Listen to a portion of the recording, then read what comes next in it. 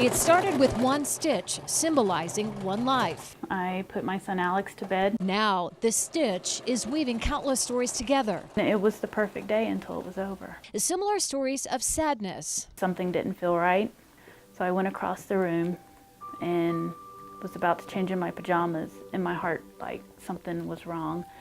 And I knew just walking towards him, something was not right. Unbearable loss. He died from SIDS. And wondering. So I replay that day all the time. What if I hadn't put him down then? What if I would have woke him up and gave him a bath? What if we changed even one thing? Where would we be now? Alex was 2 months. He had been a preemie. 4 days old. He got 5 shots that day, and 48 hours later, he died.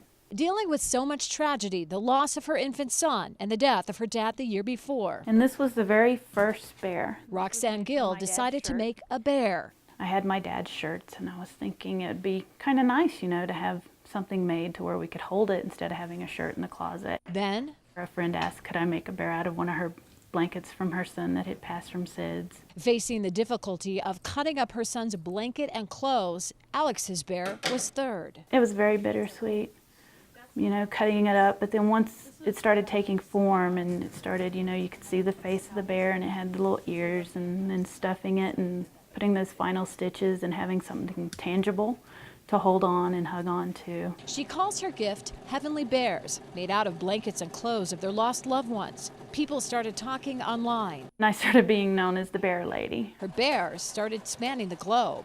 I've sent them to London, I've sent them to Australia, and all over the U.S. All word of mouth. I just sent some to Dubai. Now there's a waiting list for these bears to help through heart-wrenching pain. There was one bear I made in particular, and the baby had not died from SIDS. It really touched me. His mom was dating a guy that is now in jail for murder. He had shaken the baby. Roxanne hopes holding something close can start the healing process. This one's Peanut. This is our tiny Alex bear. Since he was a preemie, I wanted to make one smaller than all the rest. If you lose your parents, you're an orphan. If you lose your spouse, you're a widow or a widower. But when you lose your child, the pain's so horrific there is no word to describe. Roxanne has been there. She's a breast cancer survivor. Her mother just survived a major heart attack. Keep all those families in your prayer. She says faith has always pulled her through. He wasn't much larger than that photograph. 9 years later, Alex's things are now packed in his box. These are his actual handprints and footprints. He still gets things in the mail. That is the hard part. He gets stuff from Toys R Us all the time. Yeah, that one still smells like him. Roxanne can look at Alex's things now and smile. Knowing that I'm helping them just a little, that's why I do what I do.